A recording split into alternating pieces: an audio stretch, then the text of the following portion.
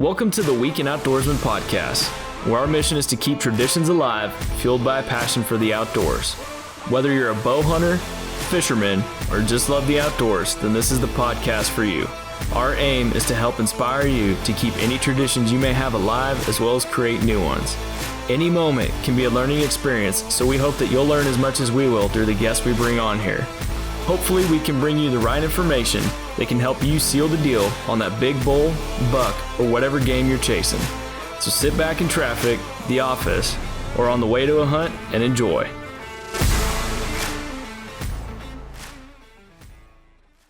What's up, everybody? This is episode number 4. And if you're a returning listener, thanks for coming back. And if you're new to the podcast, thanks for choosing us to listen to on the way to the office, or while you're in the office, or when you're on the way to a hunt, because there are so many other podcasts out there today that y'all could be listening to. And, we just want to thank you for choosing us. We greatly appreciate your support, and thanks for tuning in. Today, we're going to be changing gears on y'all a little bit. We've been talking elk now for a while, so we're switching gears and we're going to talk deer hunting. And part of the reason why we're doing that is we're down here in Texas. This upcoming weekend is opening archery season. It's a wonderful time of year. We finally got some cool weather down here. And so people are jacked up, fired up, and we figured it was only right to talk deer. And so we've got a really big name coming on here today. If you've ever seen Yamaha Whitetail Diaries on TV, Americana Outdoors, or even Cabela's Fisherman's Handbook, this man is big in the industry. He's worked with a lot of big companies, and he has traveled all over the world to go on some really awesome hunts and really cool adventures, and that is Wade Middleton. Wade is actually an old boss of mine. He actually offered me my first job straight out of college, and he gave me my first real taste of the outdoor industry. And I got to go to SHOT Show, I got to go to ICAST, and I got to travel all over the southeastern United States. And we're going to save that for another podcast for you guys to kind of introduce to y'all how to get in the outdoor industry.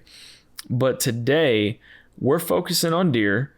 Wade just got back from Kentucky, where he checked an item off the bucket list.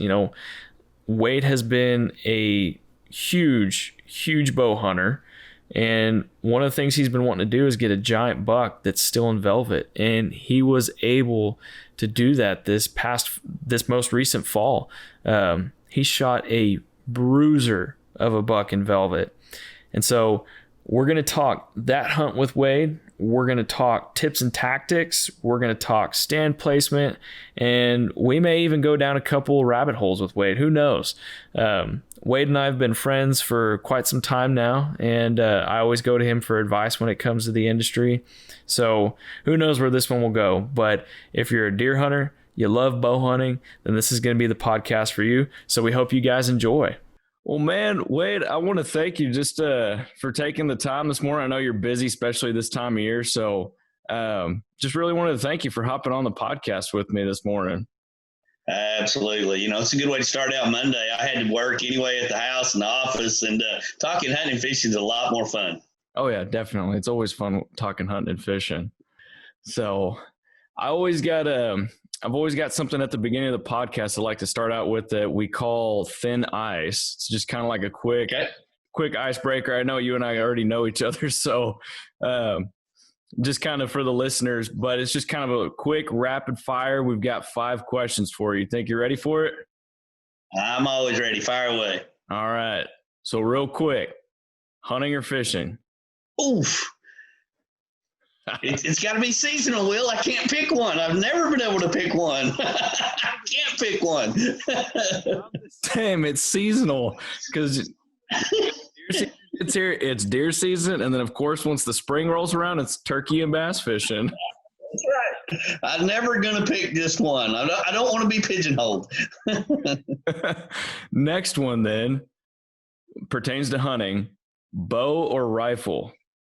I mean, it's hard to beat the thrill of bow hunting. I mean, as everybody knows, I like to hunt with everything, but it really is that emotion and the sweaty palms of a bow hunt is always going to be hard to beat, which is why I got into handgun hunting, I think. So, yeah, I'm going to go bow. Okay.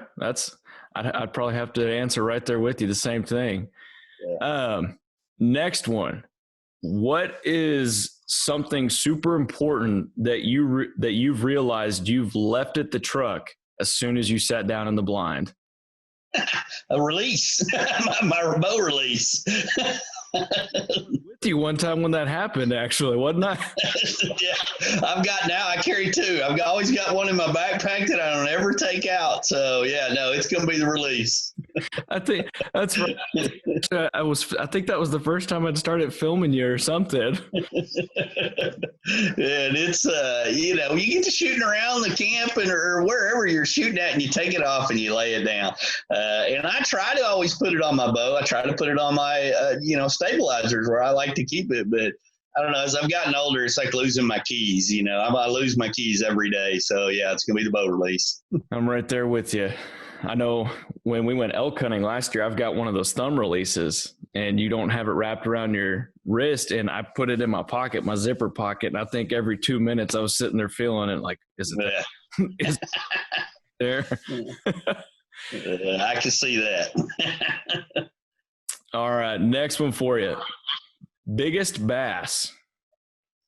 Ooh, biggest bass is still 12.5. Where'd you catch that? Falcon or? Caught it down in Mexico. Lake Dominguez is how they pronounce it, and which is below Whitetail. And we had a little fishing camp up at Whitetail. And Dominguez was a lake. They said, look, you only get 3 bites a day, but you might catch one over 10. We caught a 9 and one about 5, and then I caught that one. And so, yeah, I mean, it was still one of the caught it in 2 foot of water. Caught it in 2 foot of water with the crew. 2 foot of water, flipped up by a bush, stood the hook, and it was like the whole world just exploded. Been there. I've been there. Just surprises the heck out of you. Yeah, you never know. No. So the last question for you. This one might be a little hard to answer, but best part of Texas to deer hunt, in your opinion? Yeah, there's no answer. I've been asked that many, many times. With today's management and efforts that people put into letting them age, you can grow big deer anywhere. And that's even that's a different part of the question. Are you looking for meat? Are you looking for antlers? Are you looking for, there's just so many different variables to that.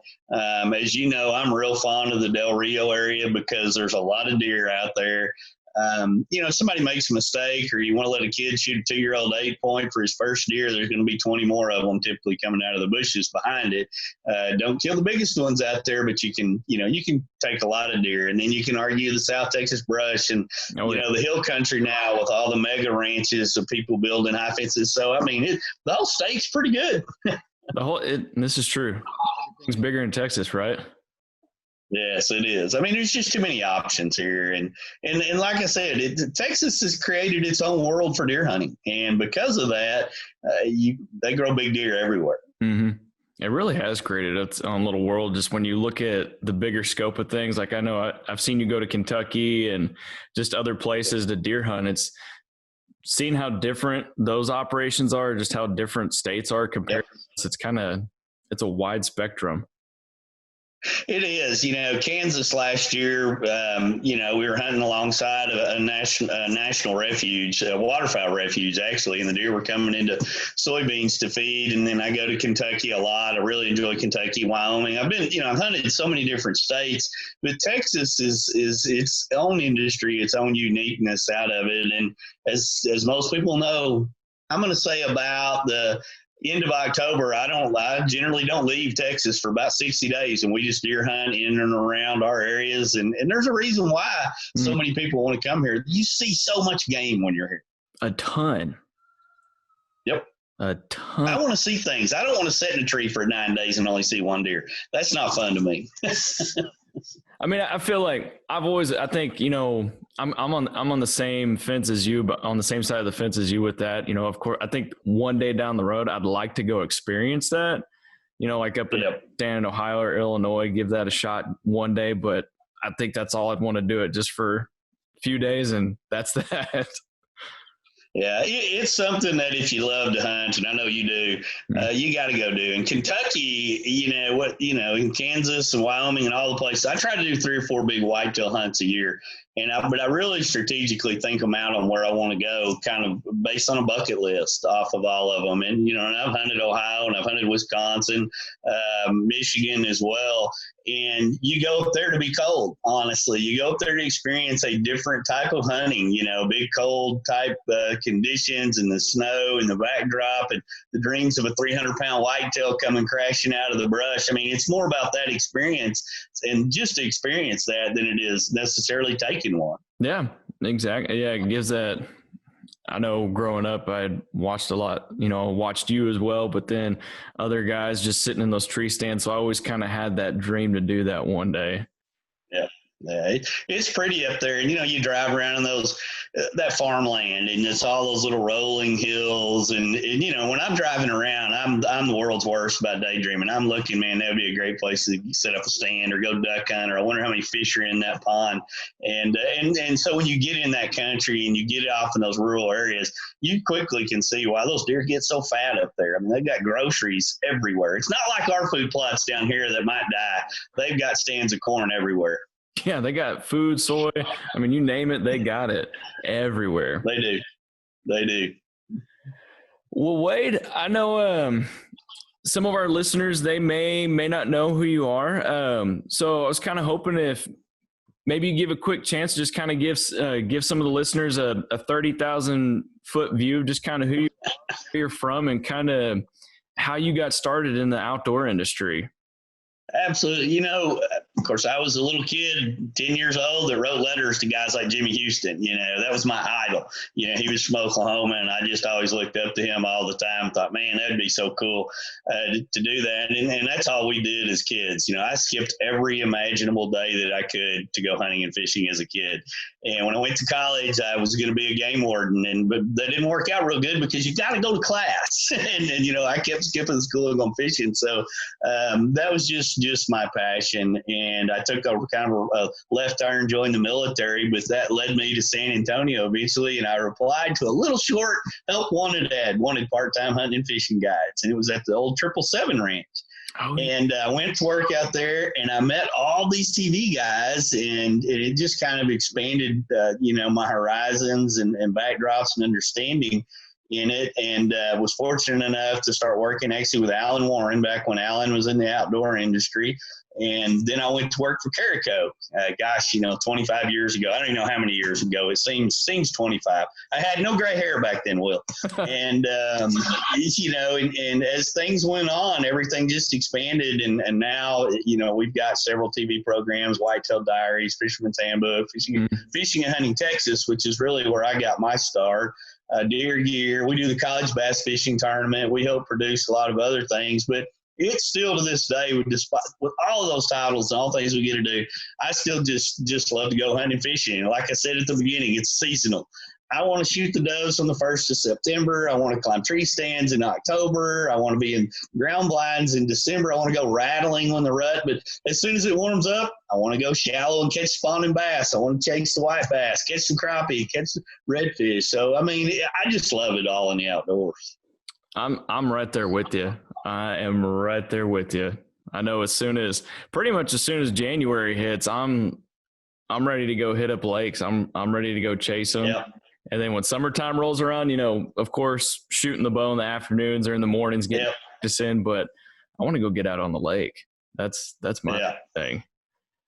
So do y'all have any plans for any other TV shows coming up, or just kind of sticking with what y'all have right now? Any new ones? We actually do have some new things we're kind of looking at and working on. The world has changed so much, and it's not even really about TV shows anymore. It's it's the media groups, it's the podcasts like what you're doing, and the social media stuff and the digital and putting on streaming, and we've launched Outdoor Action, this huge all kinds of Rokus. I don't even know all the names and terminologies that you can click on anymore to watch. And then of course our traditional TV, we're still working heavily with the Pursuit Network, and kind of in the planning processes of a couple of big new tournament events, as well as some behind the scenes stuff. But it's got to evolve. It's got to happen organically, and so I think you'll see announcements here towards the end of about the time it's time for us to go fishing again. We'll probably have some new things rolling out.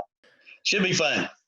Sweet. So can you kind of tell us where all have you gotten to hunt? I think it was this past year and the year before I saw you in places like New Zealand, chasing after red stag, and then Africa. Where all have you been, and what's probably been your most favorite trip so far? The last couple of years has really been some pretty big bucket list trips, and it just kind of all finally came together where I could travel. We went to New Zealand. Angel and I and Danielle went with us from Thompson Center at the time, and a couple of outdoor riders, and that was just a magnificent trip over there. I don't like to use a trip of a lifetime, because I think that's always still in front of you, because every trip is so exciting. But that really was a special trip, because not only did we hunt and climb lots of mountains and do different things, we really got to kind of experience the New Zealand culture. There was a lot going on while we were there. So that was fun. And then we loaded up with several friends, Kevin and Shelley and Steve Nessel and his wife, and my father-in-law and Angel. We got to go to Africa. And I had put that trip off for far too long. I think because Texas is so full of exotics, as you and I know, I had kind of had some really wrongly preconceived notions on how the hunting would be over there for some of these species. And we got to where we were hunting at is 80 square miles of property, that's pretty big. And it was just so awesome. We hunted from sun up to sundown, Will. I mean, we would eat boiled eggs for lunch. Who even wanted to go in for lunch while that was going on? That's awesome. I saw I saw y'all's Instagram stories and Facebook posts and stuff when y'all started heading over there. I'm like, man, that looks like fun. I've always kind of had that in the back of my mind, just looking at it like, how could I do that one day? And then seeing y'all do that, it's like, okay, this is possible. I could do that one day. Yeah. It is. And I know you're a big bow hunter. You love to bow hunt. I want to go back and spend a week. My problem when I went, I tried to do everything in about 7 days, and that was a mistake. I would tell anybody now to go and pick a couple things that you want to really experience hunting wise, but be prepared for a target of opportunity type deal. I mean, I took my handgun, I took a crossbow, I took a compound, and I took a rifle. Do you lose any at the airport? No, everything made it through, but let me tell you, getting through the airport was a nightmare. Bet. What all were you able to harvest while you were over there? I mean, I couldn't even begin to try and say some of the names of things that you harvested. What all? So Steve Nessel and I, we basically, as you hunt over there, you kind of hunt in pairs. You can hunt by yourself, but to me, it was going to be more fun, hunting together and everything. I took a kudu of a lifetime while we were there. We took wildebeest, warthogs, impalas. I tried really hard to get an Inyala and a Gemsbuck and a zebra. We spent on foot for hours at a time, and Kevin's a trooper, but after about 5 hours of carrying that camera, we finally had to sit down for a while because we could never catch up with them to get a shot. I can't imagine, man. Did y'all ever run into any lions or hyenas or anything crazy like that? We saw hyenas, no lions. Saw a lot of rhinos while we were there. The area we were at had a pretty large rhino population, and they actually had the anti-poaching team patrolling them and watching them. And with airplanes and guys walking around in the brush, fully prepared to, defend it. The anti-poaching efforts are huge over there. Really learned a lot about that. And unfortunately, we found a dead rhino while we were over there. And it was really interesting to watch the response. I mean, it would be like you and I calling 911. And I mean, all these vehicles and a helicopter comes in and they quartered off an area because they wanted to know, was it poached, natural causes, what happened? And it really kind of was exciting to me to see how they try to really, something people don't think about is how hard they are working over there and how important our dollars are for their conservation. Man, That's yeah, because I've always seen things like you said, like with poaching, because they're always, I don't know if tusk or horn is the technical term for what they have coming off the front of their nose. I've always seen, I guess, poachers going after that, right? Yeah, yeah, and there's a lot of, and you see the poverty in some of those areas. There's lots of snares, and there is some trapping going on, obviously for meat for some of those villages. But it's those people that have those big ranches over there. They're trying to make a living and do the same thing. So it's a full, pretty impressive effort to protect the species, and just like we do, try to hunt the mature ones. Right. Wow. Man, that's pretty cool that you got to do that, though. That's pretty cool.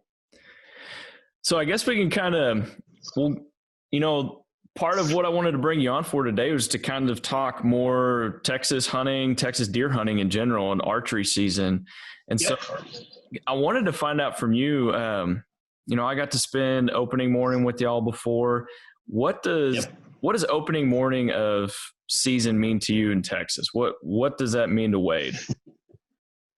I look forward to it all year long. I mean, deer hunting it truly is a year-round passion for our team. Mm-hmm. From the cameras, the food plots, to setting up stands, trying to get that perfect angle for people to see it. But for me personally, I don't know, there's just that seasonal change, that ability to get out and watch that sunrise come up, and I get goosebumps I wake up well before the alarm goes off on opening day, and the getting dressed and heading out, and you're getting in your little side by sides, you're going to the stand and climbing up, and I mean, I like to now not even have a target deer in mind. It's just I want to get in the stand wherever it may be. And we've kind of got a little tradition where we've been hunting with the windlets now for some time on opening weekend. And we get there and, we normally, Clark kind of messed it up this year because he's got to go fishing this week. He's leading something called the Bassmaster Angler of the Year. Not real important, but I taught him deer hunting. He disagreed. But no, it's just, to put it into one word, it's just exciting for me for opening day. Yeah. It's like Christmas morning, I think, for about, yes. I hear that a lot. I love going into the small towns and just seeing them come to life, with the windows painted, welcome hunters. And I love going into town on lunchtime the first day, and you just pull up and you'll see all the trucks and everything at the tax meat processors showing off their big bucks. And I love seeing that. I love it. Yeah, that drive up through I was just out at the deer lease last week for a couple of days and was coming back on Friday, and everybody had their side-by-sides and their deer blinds and their deer corn, and they're going west on Highway 90. I love that parade. And it's so cool to watch that parade break down. And like you said, when you go up through the hill country, and you get up where you grew up and in around that Fredericksburg area and stuff like that, the towns come to life for opening weekend of deer season. I love it. Like where my wife, we hunt out on her family's property out towards, it's actually kind of close to y'all. It's up by San Saba in Cherokee. Yep. And we get to hunt there, and just watching that one little area just come to life during deer season, especially land San Saba, just getting to see all that. Yes, they do. Especially during dove season. They do. Yeah, no, they do up there. And, I like going into San Saba. There's a couple places I like to go get breakfast tacos at in San Saba because, like I said, we're not hunting too far from San Saba. Mm-hmm. And, we go in there and play golf, and we'll go in at the middle of the day because, you don't hunt all day this time of the year, and we'll go get breakfast tacos there and stop at the little gas station and get the little cheap pizzas. Yep. And that's part of the experience. That's part of the experience. It is. And that's, it makes it what it is. So, yes, I guess we'll transition over to more of how you hunt and things like that. So when it comes to hunting in Texas, the possibilities for the types of stands are endless. You got your tree stands, your tripods, your ground blinds. I mean, I've seen some crazy contraptions, but for you, when you're bow hunting, do you prefer pop-up blinds or are you more of the tripod tree stand? What's your go-to? I love to be elevated. If I can be elevated, that's my preference because I get that experience of seeing everything when you're elevated. The higher up you get, whether you're in a tripod or you're in a ladder stand or a lock on or, an old set of 2x4s that have been, thrown up in a tree somewhere. That's my preferred way. But you got to hunt where the deer are, and you got to hunt what the deer are going to give you at the end of the day. So, I use all of them. We're going to have pop-ups set up. We're going to have tripods. We're going to have ladder stands. Just whatever works for that area is how you have to do it. Definitely. I saw that last year. There were some spots that I set up on that they didn't like you being on the ground with them.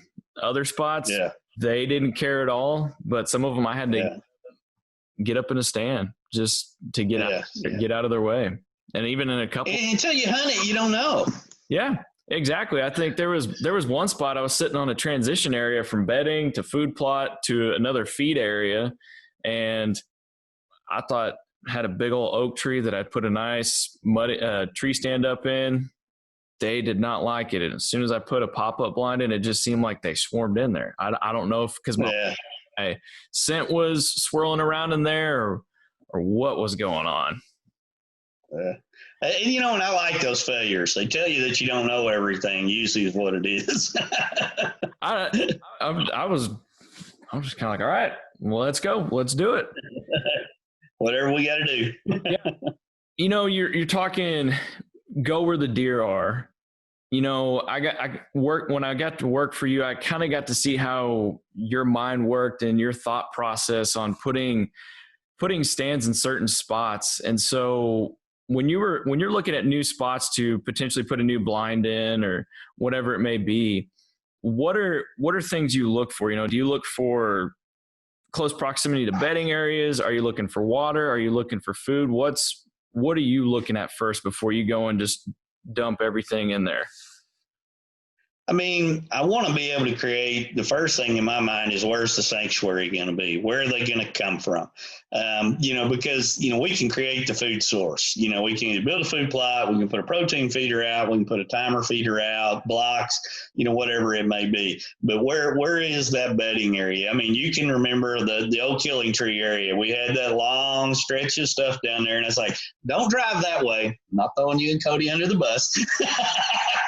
But that was our bedding area. That was that stretch during that area. It's like, stay out of that area, because if we don't bother them and we've got the food and the water out here, what do? You walk to your refrigerator to go find a snack, and you follow the same path all the time. And I think a deer is a very similar creature. If you can create the refrigerator, the buffet, whatever it may be, and it can be an acorn tree. Acorns are going to be falling across Texas right now like a hailstorm just came through. And if you know which trees create the best acorns this time of the year, you set your stand up around that. So I want a bedding area. I want a sanctuary. I just think that's so key, especially in small places, that a lot of us hunt, whether it's 100 acres, well, let's put 50 acres of that aside. Well, we're not going in unless we're tracking a deer. Right. And then we're going to track him. We're going to get out of there. And that's always been my strategy is to set places up as good as you can like that. Now, that being said, sometimes you got to go in the bedding area. You got to go into the sanctuary if you're down to your last day, and you got to bust it up. And so there is no 100% rule. It's just, that's what I like to do. But sometimes I got to break my own rules. Right. Just don't drive in there. Just don't drive in there. Don't drive that road. Hey, there's rocks down there now where y'all got stuck. It's a good road. Don't drive the other road, because that's where the truck is still sitting that I got stuck about 10 days ago. So where you guys got stuck is good now. Where we used to get stuck it's real, but it's impassable because there's a truck sitting there. To my defense, I will remember, I think we had the truck loaded down with feed that day, I think. Pretty full. It was pretty full. Working for you for long. And I remember you telling us a different way. You might get stuck in that spot where you got the truck stuck now. And we got there and we looked at it and we're like, wait a minute, do we go that way? No, I think he said about feet later, we're sunk to the axle. The old tractor got it out pretty quick. Man, I don't think I'd ever gotten a truck as stuck as I had. That was insane. Yeah, good story. Good story. Now you wouldn't have the story if it wouldn't happen. That's true. When it comes to when you finally set that stand up, that stand that you've been doing research on the area, you're looking at Google Earth. Some guys, I think a lot of guys utilize Onyx now. Those big elk hunters on public land. How long do you wait till you go and sit in that stand? Are you going to wait till the wind is absolutely right? Are you going to wait middle of the season? What's going through your mind? Well, I mean, in a perfect world, you wait until everything's right. Mm-hmm. But we don't all live in a perfect world anymore to where the timing is going to go there. The deer I just shot in Kentucky, we literally, went in and hung the camera stand at 3:00, and I shot that deer at 7:00 that night. Wow. So, if the conditions are right and things are good, the deer's bedding a good distance away, you can go right in there. That's where knowing, is it a farm that the farmer's driving the tractor all the time? Are they driving side by sides? If you can mimic what's happening around there during those times of day, I think you can continue to do those things. While we hung that stand, the farmer was actually plowing out on the other end. He was moving hay bales too. So we slid in, hung that stand, climbed up there, felt good. The deer, they felt like from scouting it was, 400 or 500 yards away in a bedding area. He was used to the sound. It didn't bother him.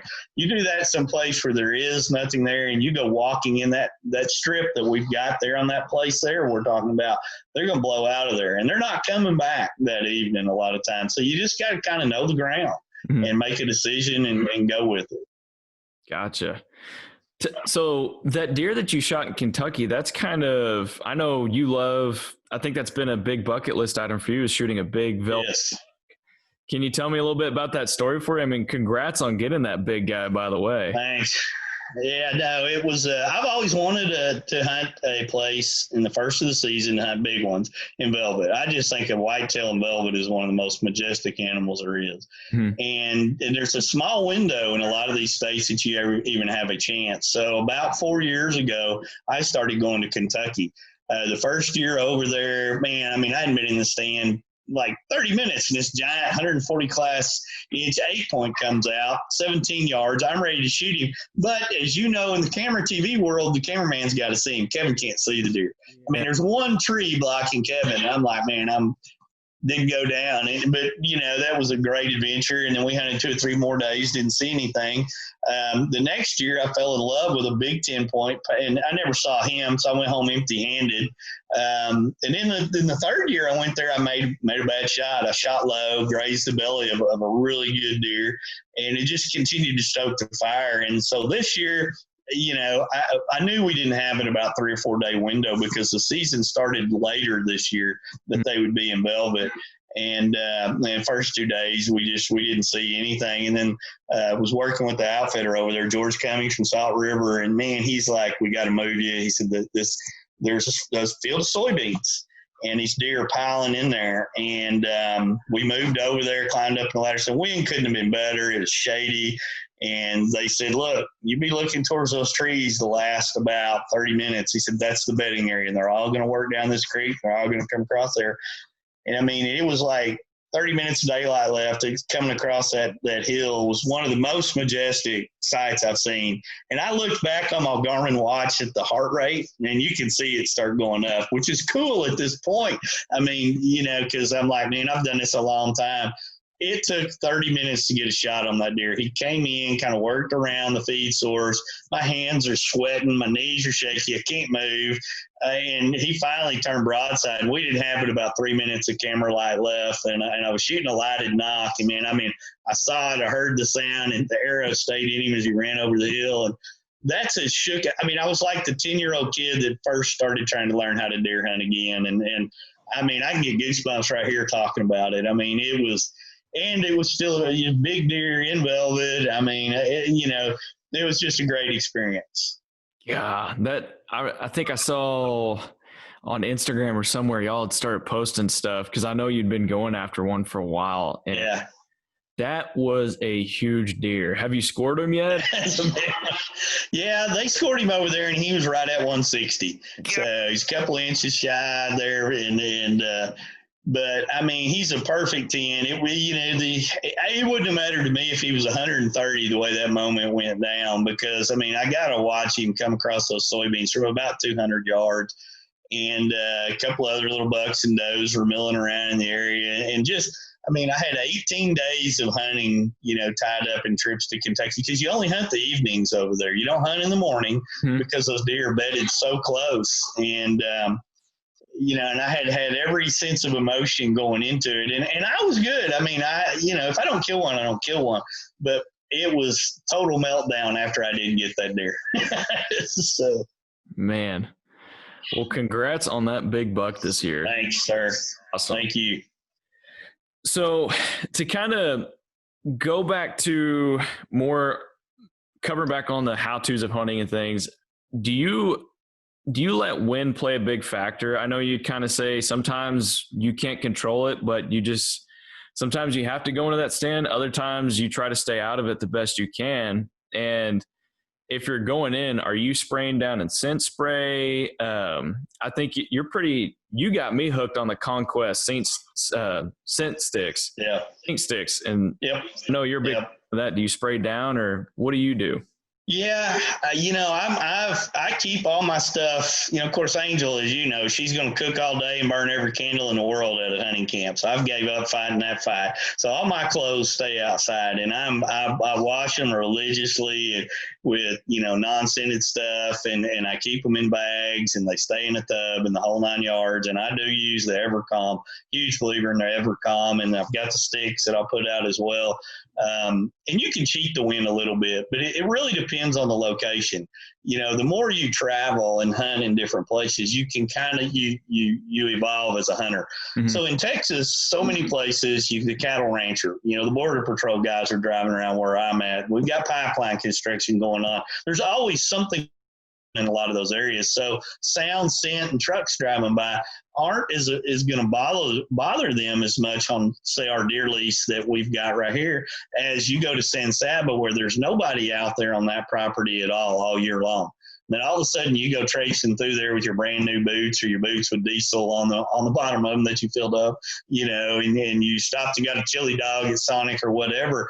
Those are new smells that those deer haven't smelled. Mm-hmm. You're done. You're busted. They're going to blow. And that's probably what happened to you in that tree stand. That day there was something weird in there. You stepped in something you didn't even know about or whatever, and they didn't like it. They didn't. Yeah. I can't even tell you, because I mean, the wind, that was the crazy thing about it, because I had the wind in my favor and the direction coming from. So I don't know if maybe there was a swirl further up the trailer, and they were catching something that, I picked up something in the truck, or I don't know what it was. Yep.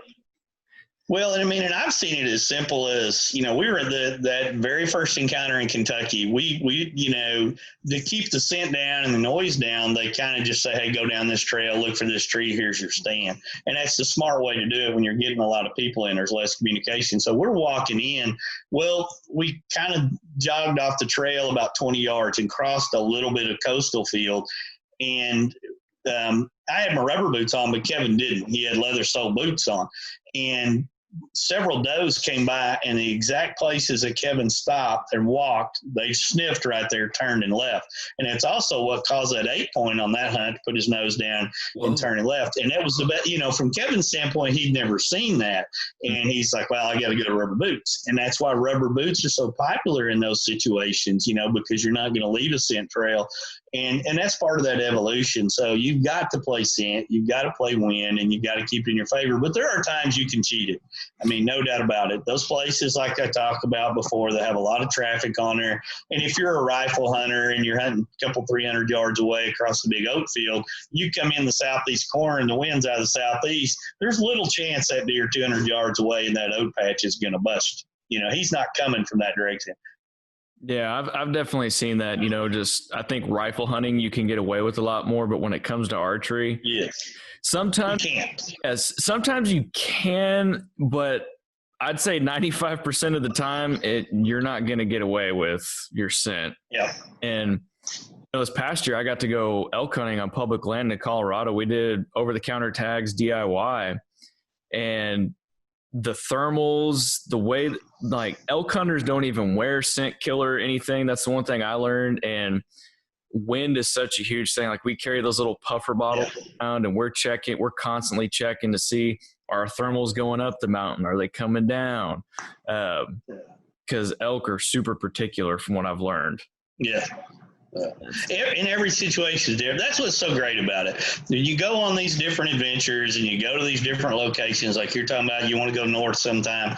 When you go to those places, you just learn so much. You can open your eyes to different things and scenarios, and it's good to be humbled, with it, because we'll never ever learn it all, and there are no 100% absolutes, because the smartest animal can make a mistake and make you look like a great hunter. Yeah. I think that's what keeps me going back to hunting too, is, some years you just have that crazy good success where it just seems like everything comes together. And then the next year you do the same thing. Those want to play, they don't read the script, and it just seems like you can't do anything right. And it just absolutely makes you a better hunter at the end of the day. And it makes you want to come back. And I agree. What kind of, if you can, kind of tell us about what's your archery setup this year? I know y'all work with Bass Pro Shops and Cabela's a lot on things. And you're shooting the Blackout series. Shooting the Blackout series right now, yes. And it's very similar to a lot of the other packaged bows that they've had in the past, with a few tweaks here and there to it. And, and that's the neat thing about it. You can go into those stores and get rigged out and get set up for a first timer or a guy that's hunted a lot out there, and find something that's going to work for you. But the biggest thing, get it fit. Get something that fits, and practice. I mean, we see it, you saw it when we all would just go shoot out at the camp. I mean, the more we shoot, the better we're going to be. Yep. That's, and I got to work in an archery shop for a while, in kind of a smaller store. And that was one of the things I saw. I'd get guys, get them set up. We'd go out to the range, they're shooting good, and they'd go home and they'd start doing something funky, start doing something weird. They weren't being consistent, and they'd come back like, something's wrong with this bow. And it's like, well, let's get you out there and let's go see what's going on. And it's crazy just what all, the little nuances that are involved with archery. It's those little anchor points and that consistency of doing the same thing so that you do it under pressure is all the key thing. And I think that's where it falls apart, is if you're doing about 5 different things on the range and you're always trying to change your anchor points, at the moment of truth, you're not even going to know where the arrow is going to go. I mean, there's because you have no consistency. Right, exactly. What's your typical protocol in your head? You've been doing this for years. What goes through your head when you're drawn back on an animal? What are your anchor points? What are you thinking? What are you going to? I try not to actually think about my anchor points. I try to have shot enough that's muscle memory. And I think that's a big thing is confidence that I'm going to hit those anchor points. I mean, I've got, I want to, my sight picture has got to be the same. And I can tell when my sight picture is not right, when I'm looking through the peep and everything. And I'm shooting that Garmin Zero now. So there's a few different steps involved with it that kind of help me actually get more anchored. But, I want that string touching the edge of my nose. And when it's there, I'll have the perfect sight picture. Everything is going to be good. And then I relax my hand. Up front, I want my hand, open and everything there. But when I'm practicing, once I move about a month and a half before the season, I quit shooting the block target a lot and I go to a 3D target. I try to concentrate on going up that leg and finding that sweet spot. There's vitals. And I try to get real repetitive in that. And that's what it really, for me, I try to do. I go through that process of this is what I'm doing, because shooting that square on the block out there is great for knowing your group. But walking around in the backyard and shoot at 20, shoot one at 25, shoot one at 32, different angles, and shooting that 3D target and going through the same motion every time, I think that's what eases me into that shots, that deal there, to where it just becomes muscle memory. Yeah, and I think going off what you're saying about switching over to that 3D target, I think that's pretty big, because too many guys get hooked on that aim small, miss small, aiming at that little circle, and then it's like as soon as they draw back on a real animal, it's almost kind of, I almost don't like using the term panic, but then they kind of get that panic, like, okay, hold on, where are their vitals? I don't have a dot on that animal. Where am I aiming? I agree. Where am I aiming? Where's my aim point? And I mean, I carry a 3D target in my trailer when we're hauling it around. Obviously, we keep a bunch out the ranch. I've got one back here, and it just that's my evolution. I'm gonna check my grouping in the backyard at those targets. But once we get closer to that season, I go through, this is what that deer is going to do. And I imagine that when I'm in the stand. When I get up in a stand, I kind of go, okay, if he comes from the right, this is what he should do. If he comes from the left, comes in front. If he goes to a feeder, if he goes to a water source, if he's just walking by, I try to play out all those scenarios in my mind so that I'm practicing. It's like practicing for a game, hitting range balls if you're a golfer, whatever it may be. And then when that moment of truth comes, you've kind of already played that scenario out on where the aiming point should be, where the best places to draw are. And I think that helps. It does for me. Big time. Do you still have that 3D course out at the ranch set up, or? We do. Yeah. We do. Shooting across that pond that y'all have there at that bear. That's a pretty fun shot right there. That's a fun one. Wade, opening weekend is happening this weekend for archery in the state of Texas. So what are y'all's plans? I think you had said earlier, I think kind of got messed up a little bit because Clark has a big fishing tournament or something. Yeah. So we're going to go ahead, even though Clark's out on a boat bobbing around trying to fish. It'll be Scott Winlet, his brother, who kind of runs the hunting operation on their little place up there. And then Michael Wersing, who is Clark's son-in-law that helps us on some projects, and Kevin. We're going to go ahead and go up there and shoot deer without Clark. We don't need Clark there. So he can fish all he wants. But, like I said, we've opened the season there for so many years. We just hate to break tradition. You got that old house there. It's like 105 years old on the property, a good wraparound deal. We'll eat, pancakes and little smokies for breakfast. Angel's already made us a bunch of frozen food to take up there. We have barbecue on the first night. And it's just kind of, it's a tradition, and hunting traditions are so cool to pass down and go enjoy. And so that's where I'll be. I'll be driving up north, heading through Fredericksburg up to San Saba, and then driving over to their place out on the Colorado River. And that's where I'm going to spend this weekend. Sweet. And that, that's what it's all about. Just keeping those traditions alive. That's part of what the whole brand that we have, the Weekend Outdoorsman, just kind of, that's what we base ourselves off, is keeping that tradition alive, fueled by passion for the outdoors. Absolutely. And creating new ones. Like last year was our first year for my brother and my dad and I to go on an elk hunt. This year we didn't go because little baby on the way didn't want to get up there, set up elk camp, and then get a phone call saying baby's on the way. So we put hold for this year, but we'll be going hopefully every year after that. But yeah, plenty of time to pass that tradition on to the little baby too coming up. I know we'll see that one in camo here in the near future, and sitting out there in a pop-up line and bouncing on a knee while y'all are hunting. I think we've already got 2 or 3 camo onesies from the baby showers. People I'll take it. So you got any other big plans this year? Any big hunts? I think last year y'all went to, was it Wyoming?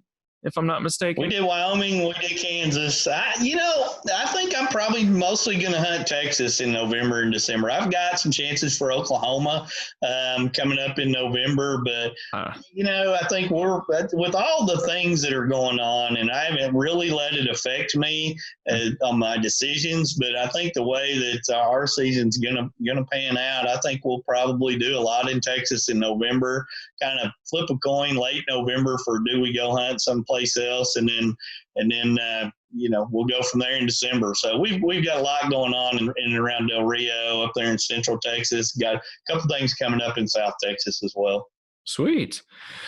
Wade, I just kind of want to ask one more question. I know you're getting busy and everything. So with COVID that's happened this year, we've seen a lot of changes happen across numerous industries, businesses. How have you seem to have your finger right on the pulse of the industry at all times. How have you seen this affect the industry, and how do you see the industry changing or adapting to what may or may not happen in the future? Well, I think the fishing industry and the hunting industry has actually benefited greatly from this. And, we never want to think a disaster causes anything to be beneficial to any specific group. But the reality of it is it's made a lot of us kind of get back to the roots of fishing and hunting. Yeah. There's not as many people going to concerts. There's not as many people going to live sporting events. And in turn, when you go to a boat ramp, there's more people fishing than there ever has been. When you talk to manufacturers, they're sold out of a lot of those Me Too items and fishing lures and reels. And the hunting industry is seeing the same thing. It's not a good year to be a deer in the woods this year. There's probably going to be more hunters than there's ever been out there. And I just hope that kind of passes on, and these people that have come back to it or that are getting introduced to it, they become, full-time participants in it across the board. But I think it's kind of it's shown us that, man, that the old traditional things that have always been there will always be there in these tough times. And as a group, this industry has benefited from it. And I think we're going to continue to see that coming up. I think this will be the busiest year for taxidermists and meat processors and hunting manufacturers, just like we saw on the fishing side. I definitely agree. I think I was reading an article, not too long ago that had said something about, I think there was a 40 or 50% increase in fishing license sales this year. Yes. Yes. Not even just that was just Texas. And I think in some states they had seen upwards of like a 60 and 70% increase in that. And it's a lot. Yeah. I think it's awesome to see. I know I went fishing with a buddy back in June and actually caught my PB that day, a 975. And wow. We saw a ton of people. It was a Sunday. There were a ton of boat ramps. It was insane. And so, yeah, it's pretty amazing how many people. Yeah, when we usually shoot shows on Tuesdays and Wednesdays at a public ramp, there'll be like 10 people there. There's like 40 or 50 every time we go now, which is awesome to see. Finding a used boat's tough. Anything in the outdoors right now, you go to any retailer, you walk the stores, the aisles at Bass Pro Shops right now, and it is amazing how much stuff is gone from the pegs, which is just demand. Nobody could have forecasted that. Those buyers could never have forecasted that type of situation. But it's exciting if those, if just half the people that are buying licenses for the first time stick around. That's great for our industry at the end of the day. Big time. Well, Wade, I won't take too much more of your time, but I just wanted to say thanks for hopping on the podcast with us today. And, opening weekend's coming up soon, and wish you the best of luck. And, hopefully I can get you back on here some other time to maybe talk, Absolutely. Have some industry talks. And then of course, bass fishing in Turkey in the spring. We're going to have to talk about that. So I think absolutely. Hey, we're looking forward to seeing your little bouncing trophy that's going to be coming up. I know you're not going to get a deer hunt this weekend, but that little trophy y'all got coming up will be more than plenty. Oh yeah, family's super important, so we're pretty excited about that. So it'll be any day now before be a little Mini Cooper running around here. There you go. That'll be good. Appreciate it, Will. Good to talk to you. Good talking with you too, Wade. We'll see you soon. And there you have it, folks. Wade brought some pretty good insight when it comes to deer hunting for archery season in Texas. Hopefully you'll be able to take a lot of the knowledge that he brought to the table today and apply it to your next hunt, or when you're out on your property next, setting up the next stand. If you love what you heard from Wade, be sure to check him out. His Instagram handle is Wade_Middleton, and you can also check him out on Facebook. There's a ton of content with Wade all over it on YouTube, from Yamaha Whitetail Diaries to Fisherman's Handbook, Fishing and Hunting Texas, Deer Gear TV. There's plenty more out there that Wade has to offer, especially when it comes to bass fishing, spring turkey hunting, and just tons of tips and tactics for any hunter or fisherman out there. I know we're going to want to be getting him back on the podcast again to talk bass fishing. We're going to talk some spring turkey with him as well, because that's one of my favorite things besides elk hunting now. And we're just going to be talking more with him, especially when it comes to the outdoor industry. So be on the lookout, as we're going to bring Wade back on again in the future. And if you love what we're doing, be sure to like and subscribe. Hit that follow button. Check us out on Instagram. Our handle is @TheWeekendOutdoorsman. And we'll see you next time, guys.